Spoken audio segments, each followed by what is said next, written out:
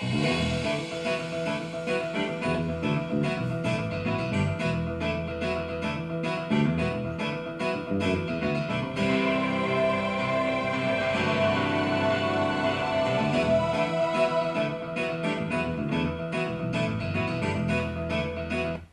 welcome to What the F***, the honey boo boo of talk shows. Let's get a preview of tonight's show from Timothy Walton in the newsroom. Timothy, what do we have in store for tonight's show? We'll explore whether size matters, whether sex addiction is real, when to lose your virginity, and how to not have sex for as little as $80. Thanks a lot. Thanks a lot, Timothy. Wow, that's a really short and dirty one. All right, they are People Magazine's most beautiful people, is what I would say if I was Oprah. But instead, they are Corcoran Women's Penitentiary's most beautiful people. Let's meet tonight's panel. In the far chair, she's so hot, all eggs are hard-boiled in her hands. It's Marcom specialist Teresa Condon. In the middle chair, she's nurse and member of the comedy troupe The Suburban Squirrels. It's Frankie J. She's so smart, Stephen Hawking refers to her as his role model. In between them, she's cuter than a newborn kittens having sex with each other, which is totally not what you get when you Google kitty porn. It's library worker Jenna Price. Finally, sitting next to me, we have software engineer Kate Swanson. She's so charming, Prince Charming offered to take her last name if she would marry him, but she turned him down and he went through a series of broken marriages to Snow White, Prince Charming, Sleeping Beauty, Cinderella. You really messed him up. Anyway, so issue number 1. So what's all the chatter about size that matters? If your junk is max, will she climax? A new study published in the Journal of Sexual Medicine, aka Viagra Vibe, finds that women who have frequent vaginal orgasms are more likely than other women to say they climax more easily with men with larger penises. And women who prefer penile vaginal intercourse over other types, what other types are? Never mind. Also report the same result. The study surveyed 323 women, mostly Scottish university students, and asked them about their recent sexual behaviors, as well as how important penile vaginal intercourse and other sex acts were to them. Penal, that sounds so criminal. Anyways, they were also asked whether penis length influenced their ability to orgasm with vaginal stimulation. Researchers found that women who reported the highest number of vaginal orgasms were the most likely to say that longer was better. But there are other ways to compensate for being short, right, Mr. Hyena? The Greek term for the elephant family, pachyderm, literally means thick-skinned.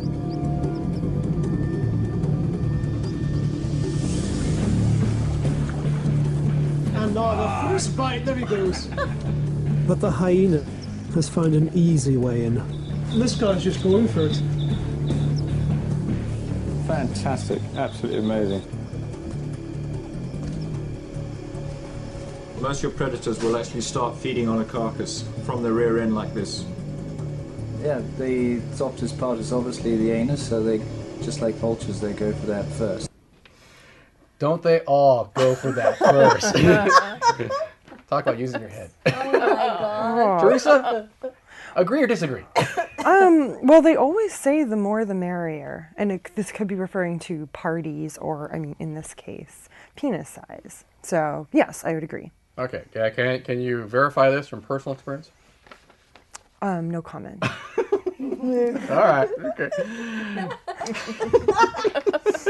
Here in the penal institution, There you we go. have definite rules we have to follow. Frankie, agree or disagree? Oh, I totally disagree. Really? I mean, it's been my experience that if you're really good at foreplay, Right. you know, and it's not just the one-sided, women get the foreplay, you know, the pleasure. We should give foreplay back to the male. Then penis size isn't gonna matter at all because you're both really hot and you're ready for it, and you just want to come now. Right, but all else being equal, other than size, is this true or not? I know, I go. If a guy is left short, he has to compensate by using his head like the hyena. But Gross. But all else being equal, is bigger better? No. Oh, okay. All right.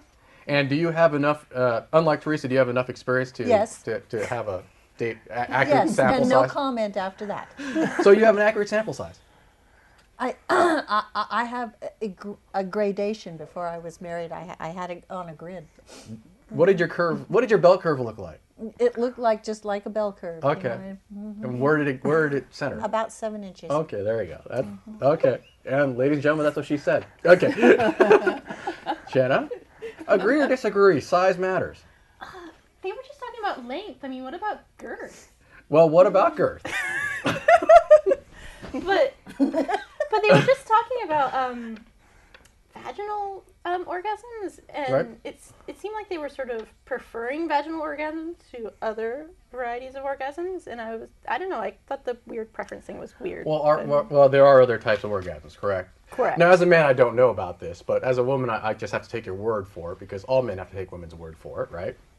So what other types? What other types are there? Do you think size would matter or not? Well, I mean, like a friend of mine used to say, it's not the size of the ship, it's the motion of the ocean. So, I mean, what exactly the penis is doing has an important, effect, but also... Bumping up against the wall that pays for all your stuff, right? Is that a type of orgasm, the shopping orgasm? No. Oh, okay. That's not an orgasm. No. Okay. No. But but bumping up against the wall does kind of break the pleasure thing. There you go. Yeah. that was... Thrust. What? What the are you doing That down was there? one thing I thought about the length, and they were saying that, like, the hitting is, like, enhancing, whereas I don't know if I would agree with that, I don't agree with that. Okay. So at least you've been around someone who at least can reach that point, right? As opposed to the hyena. Also, positions have a big effect on, like, the length and what it does, so, I mean... Okay. All right. Loyal Cosmo reader. Kate, I see you sitting here very quietly, but what's your take on this? Well, I've always thought there's something to be said for things can be too long. Right. So you want to avoid that because it could possibly be painful. Have you experienced that firsthand? Not Secondhand? Not yet. Third hand? On the internet? No, I've just seen pictures that made me afraid. Okay. All right. I will throw this out to all you ladies. Do you think this study was funded by the male enhancement industry? Also known as Big Dick. Likely. Yeah. Well, definitely a man had the idea. Okay. Yeah. Oh, do you think? I thought the people who did the study were women. No, they asked women. Oh, the yeah. men probably, What man do you think would go around asking a woman, "Hey, am I big enough?" Yeah. What man would do that? Some poor thing that has a sad man. Anyone on Jersey Shore. Anyone on Jersey Shore? Yeah. Jersey Shore. That's what I would think when I think of that kind of person. Yeah, I think of Jersey Shore. Are they big enough? No. Do we? I don't even know. Do we know? All right. I don't want to know. There's too much in the upper body for those guys to have anything. They're below the compensating. Yeah. Oh, thankfully this segment is run short. Oh well. Anyway, issue number 2. Are you really sick if you are a sex addict? A new study from the University of California, Los Angeles, go Golden Bear, suggests that sex addiction may be a real disorder. Hypersexual disorder, as sexual addiction is formally known, is under consideration for inclusion in the Diagnostic and Statistical Manual of Mental Disorders, DSM, the Bible of Mental Conditions, aka the Holy Book of Crazy. The first challenge is to define the disorder. Merely having frequent sex does not support a diagnosis, but excessive sexual activities used frequently to cope with stress and which interferes with the ability to function in daily life may meet the criteria for the disorder. Good news for Lindsay Lohan. For further comment, we turn to the American Psychiatric Association Council, the organization in charge of putting together the DSM. Gentlemen, your comments.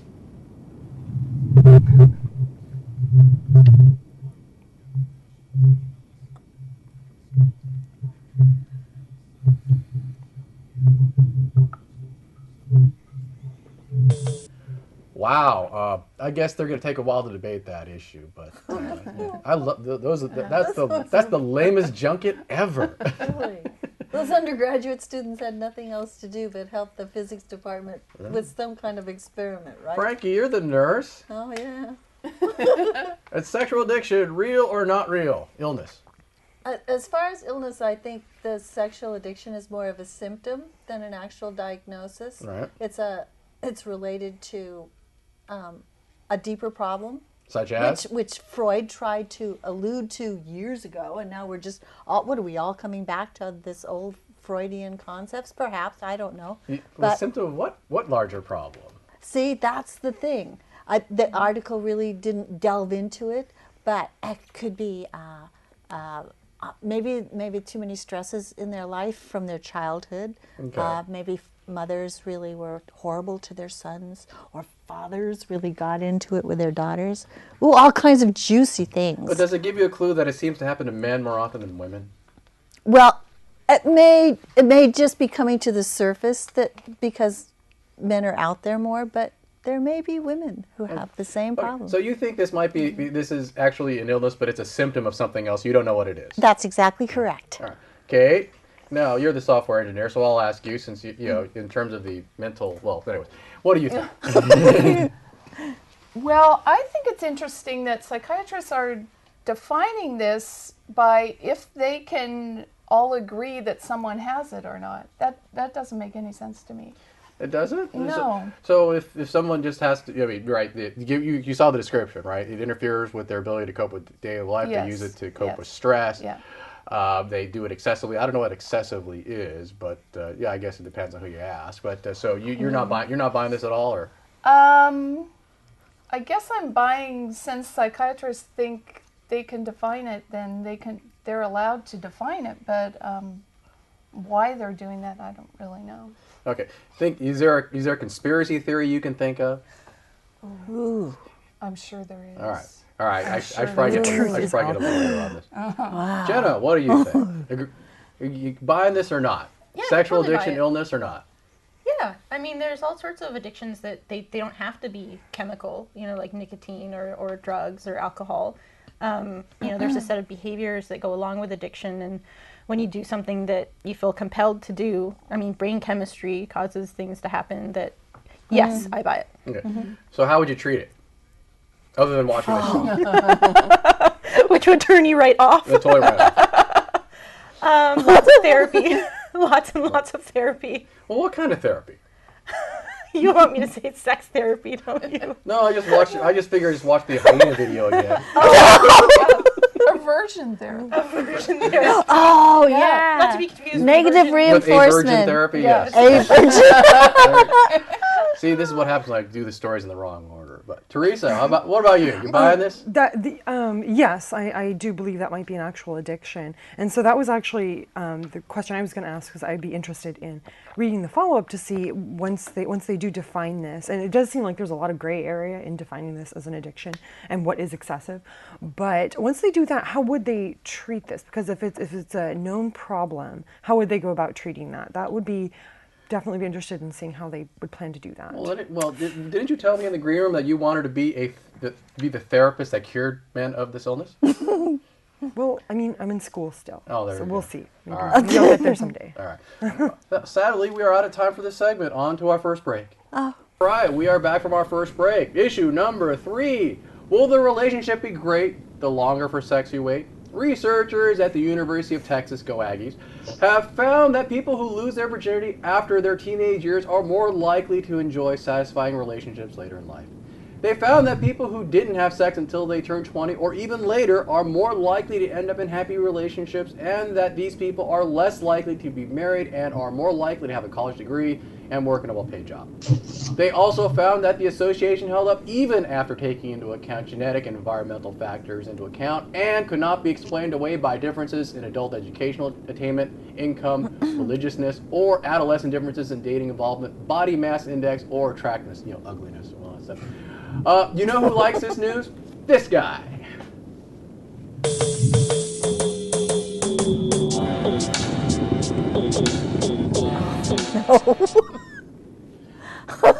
Jenna, what did I tell you about your uncle getting on the show? No need to cut in line. I miss my videos here. I would have got him on the show eventually. But, oh well. All right. So it pays to wait. Jenna, agree or disagree? I don't know. I didn't know what to say to this one. Didn't either. Why not? I guess maybe if it's too young, immature people having sex, they're more likely to have, I don't know, trauma or weird things happen to them. Pregnancy. So maybe the people that waited, their maturity level matched their sexual readiness. So they're not, I don't know, damaged, traumatized by youthful indiscretions. Well, if it is, what do you think about having sex earlier that would cause you to be less satisfied with your relationships later in life? You don't know. You don't know. I pulled a blank on this one. Now, Teresa, your parents watch this show, right? Well, hopefully not this one. Okay. So, well, just in case. So technically, as a pure person, are you buying this or not?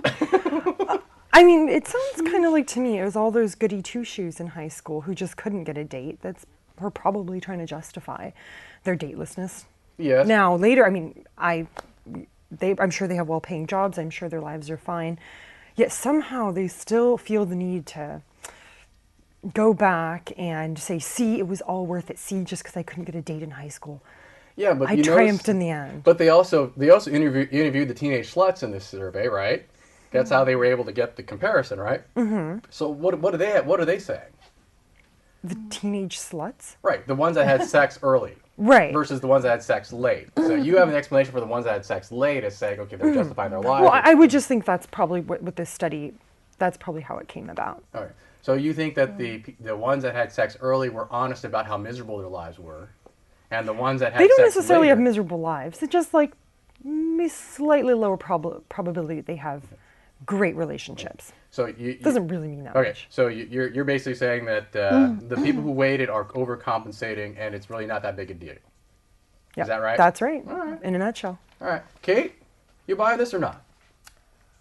Well, I guess I'm buying it a little because I went to college with a lot of nerds. Okay. So they were the goody two-shoes from high school, and they waited a long time, not by choice. Okay. And it turns out now that they're in their 40s and 50s, they're all married and happy. So could it be that they just didn't have anything to compare it to, so it was all great? yes. Okay. Okay. You remember the Eddie Murphy skit in Raw, I think, where it's like, you're in the desert for a long time, and then when you first, it's like having your first. That's a delicious cracker. Is it a Yes. saltine? Yes. Is that the Well, reason? it probably is true that a lot of them, had sex once, married the girl, and they're still with her. So that can work too. Absolutely. All right. Frankie. Yeah. Do you think this study was sponsored by every father with a daughter, aka Big Daddy, Yeah, and older brother. and the shotgun industry? Exactly. Right? Could it be? Well, that's if you're a virgin and you're in your late 30s, early 40s, the first time is probably not going to be so great, but you know what you're going to bring to it is life experience and Or lack thereof? No. By the time you're 30 or 40, you've got life experience, so you're going to overcome that first time of, boy, that was horrible. No Why pun is intended. everybody... Overcome, no pun intended? Yes, exactly. There you Why is everybody talking about this? Oh, it was so great. All right, we're on to our next segment. Issue number 4. Would you pay a boon, just a spoon? A new business in Japan, started in Japan. For $80 an hour, patrons can sleep with a hot girl, but it's not the world's oldest profession. Soiniya, in Japan's first co-sleeping specialty shop, is where customers can pay to literally sleep in the arms of a beautiful girl, no strings attached. You can spend up to 10 hours snoring away with a sleeping beauty. Oh, boring. The business offers options like sleeping on a girl's arm, staring at the girl, and giving or receiving foot massages for just a little extra. For those of you wondering how they get the girls to get so sleepy, I think we have footage that would explain it. Go ahead, that's it.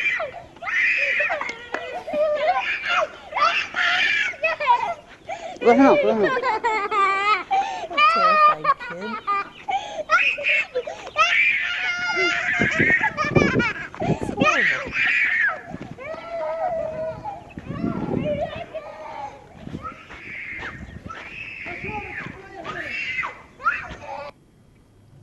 Yeah, so that's why there are no trick-or-treaters at my house. It's the chickens. That video goes on for like 5 minutes. It's the It goes on for 5 minutes. homing pigeon problem.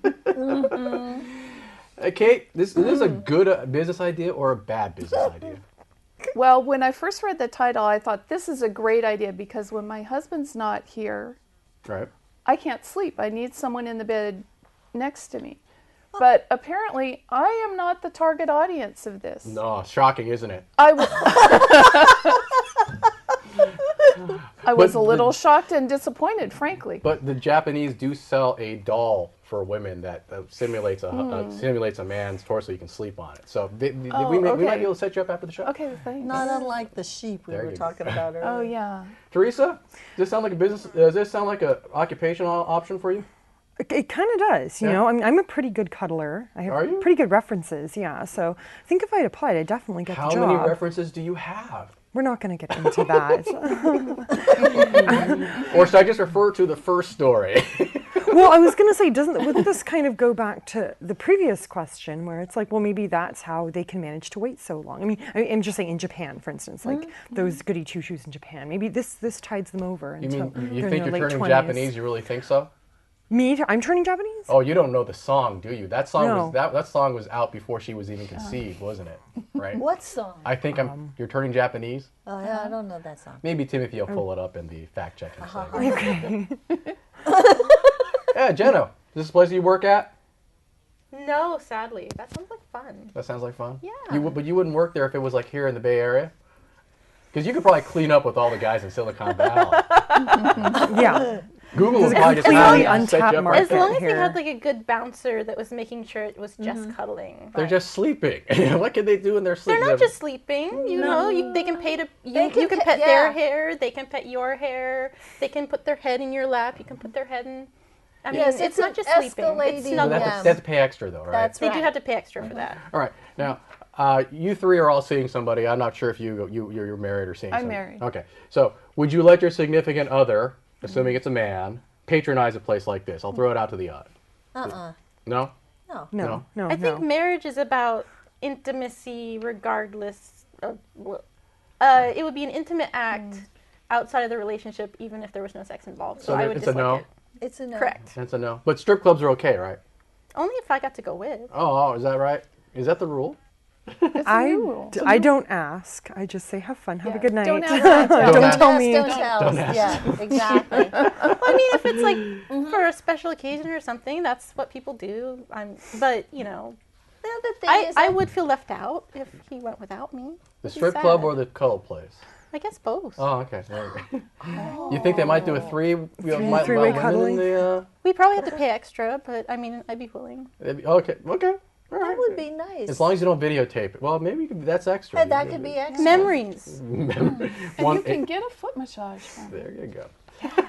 Right. Sadly, we must wake up. Three-way foot massage. Sadly, we must wake up from this segment. On to our second break. All right, we're back from our second break. We are now at the fact-checking segment of the show, and for that, we turn to Timothy Walton in our legal department. Hey, Timothy, how did we do today? Jim, as usual, you sent me scurrying all over the place trying to figure out what it is that you guys are talking about. And I have to get back to you now with all of the errors that must be corrected, beginning with yours, Jim. When you ask the question, am I big enough? It's similar to the question, does this dress make me fat? And in either case, the correct response is, it ain't the meat, it's the motion. Okay, I can buy that. Because I'm Asian, so I have to buy that. You don't have to. Yeah, trust me, I have to. Especially now that we're getting the colder time of year. Well, since you bring up being Asian, let me point out that Jenna, in case you're not aware of it, Turning Japanese is a song by the Vapors from the early 80s and is a euphemism for masturbation and is not encouraged in sex addicts paying by the hour to sleep. I had no idea. Me neither. Yeah. You didn't? Oh, no sex, no wine, no women, no, you don't. I'm not good with lyrics. Okay. What else we got, Timothy? Well, Jenna, now you make me correct you again. You are good with yours. Okay, so, Teresa, there is no cure for sex addiction, but the treatment can be managed through physical therapy. Or so I'm told. Okay. Which I believe is also charged by the hour. Am I not mistaken? It really depends on where you seek treatment. And your insurance And your coverage. insurance coverage, right? Yeah. That was my other lawyer friend's theory about why they're trying to get this classified as an illness, so that insurance will cover your treatment. Does that sound right to you, Mr. Lawyer? That sounds very likely. The question is, will the insurance company cover both treatment for sex addiction and the cost of Viagra? Check your plan. I think they have to pay for Viagra, don't they? Well, yeah, Viagra, Sorry, I but don't- if it's the generic, it probably comes, $5 each refill. There's a generic Viagra. I have no idea. I made that up. All right. Fact checker. Oh. What else we got, Timothy? There is no generic Viagra.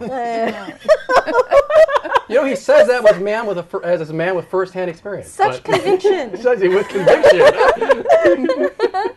You go, Timothy. You go.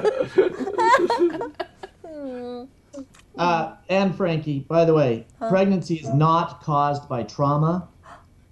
You might want to look into this. I don't know. Jim, I thought teenage it was caused by sluts sex. is not a control group. Yeah. It's not, No, but they're so easy to find. but not easy to control. Oh, you got a point there. You're very touche, my man. Touche. Oh, by the way, here's a question for you, Timothy, since you're the lawyer. If sexual addiction will be recognized as an illness and insurance will cover it, do you think they cover the cuddle thing too in Japan?